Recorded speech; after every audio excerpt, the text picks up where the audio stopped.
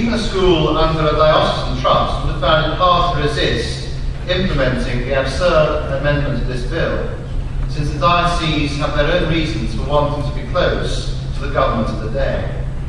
And we can be sure that with our new government, our new coalition, this issue will come back in some form or another. The hard-won independence of Catholic schools in the UK is being wasted away by weak-minded compromise. The oratory is, of course, independent of the state, but significantly it is also free from the pressures of the hierarchical church that sometimes make it difficult for bishops to make the kind of stand that is required. So the oratory is free to offer, as Newman offered, and as independent religious orders have always offered down the ages, a prophetic vision and voice against the compromises of the age.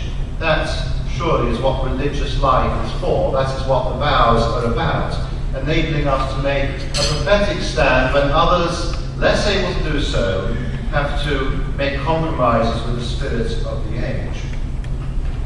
Newman pointed out that during the controversy of the 4th century concerning the divinity of Christ, it was in fact the lay faithful who proclaimed, enforced, maintained, and humanly speaking preserved the orthodox doctrine, whereas in that time of immense confusion, many bishops, under political pressure, had publicly, if not in their hearts, departed from it. His point, of course, was not to undermine bishops. On the contrary, Newman intended to show the true character of episcopal authority. To be authentic, it had to be exercised purely and simply in union with the faith of the Church. In the 4th century, the problem had been that becoming entangled in the secular power, the bishops had betrayed their authority and drifted into unorthodoxy, which the laity had rightly repudiated. John Henry Newman's whole life was engaged in this kind of struggle, both as an Anglican and as a Catholic. He defended the Church of England against the ever-increasing encroachment of the state on its liberties.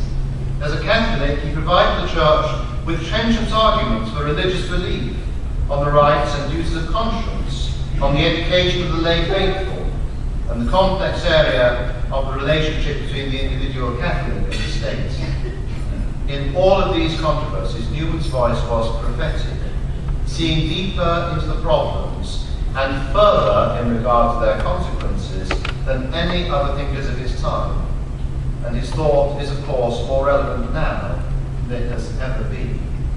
I'd like to say thank you to this morning's speaker, Dr. Bramble Percent, who really opened up that book to me about how relevant Newman's thinking is on religious thought.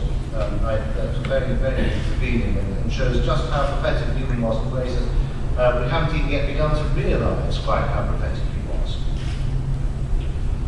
All of this came at great personal cost. The loss of friends and influence, great personal labour, and the suspicion first of the Anglican Communion and later of the Catholic Church. People do not like to have the consequences of their own compromises pointed out to them. It is for this willingness to suffer for standing out as a prophetic voice that Newman is about to be beatified. Newman was a lone voice in his own time, and in many ways the oratory he founded continues that tradition. The oratory, I believe, discloses the heart of Newman. Small and stable communities of priests living together in charity, dedicated to prayer, to the liturgy, to preaching, teaching, and intellectual life. The authentic preservation of Newman's papers means preserving them in the context of the oratory he founded. Some years ago, in the Birmingham Oratory, we had a very eminent visitor, known, I'm sure, to all of you, a great American writer who defended the faith, George Bible. I'd like to quote from what he published about his visit to the Birmingham Oratory. The oratorians of Birmingham would kindly invite me to deliver the Laudatio, a kind of keynote address at their annual celebration of Newman's birthday. Founded by St. Philip Neri in Rome in 1564, the oratory is one of those quirky curiosities that crop up throughout the Catholic world. Oratorians live in community but have no specific line of work as a founding purpose. They are very loosely organised, each oratory being virtually independent and virtually independent clerical kingdom, they typically combine genteel poverty with refined taste. A high-powered intellectual life, a fondness for good wine, and a minimum of creature comforts. As one of the Birmingham oratorians led me to the guest room through somewhat musty corridors and showed me how to open the antique oak washstands near my bed, I couldn't tell whether the chamber pot had been hidden. When I went back to Provost before I got my own, I was in that room myself. I can tell if he didn't look hard enough. He said quite cheerfully, "Walking through these halls gives you a real feeling of what it must have been like in the Cardinal's day." To which I could only murmur in reply, "It certainly does." The next morning, after a bracingly chilly night and a wrestling match with the open washstand, I came down to breakfast, where the other side of English oratorian life was on display. One of the fathers served toast that was utterly black, burned to a fairly well on all sides, and he munched happily on this bit of carbonized stale bread, smeared with a touch of marmalade. The marmalade's improved since I went there, while reading his mail in several languages, and perhaps contemplating his work as one of the foremost translators of Latin into English in the English Church.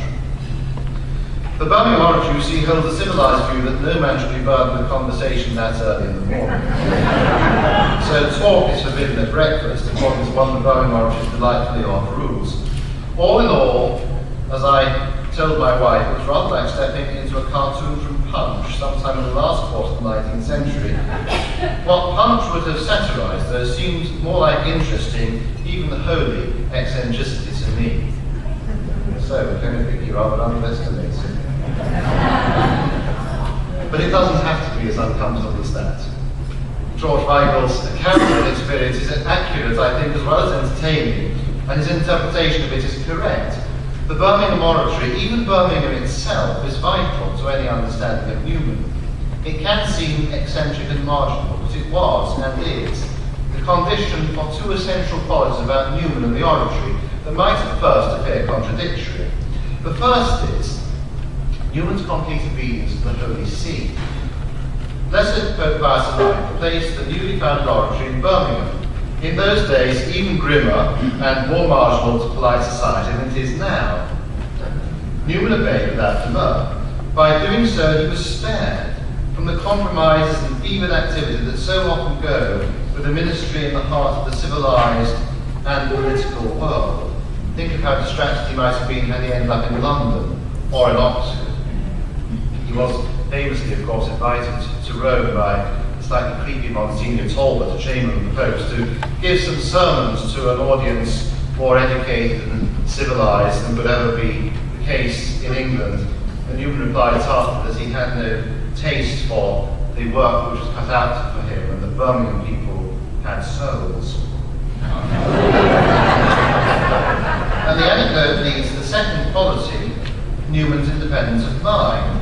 Paradoxically, his complete obedience to the authority of the Church actually freed him from what would have become, had men like Talbot had their way, a subtle kind of slavery.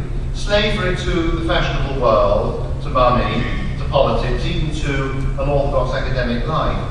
Newman's home in Birmingham, on the other hand, placed him in the heart of the utilitarian, laissez-faire and morally ambivalent part of the English Industrial Revolution.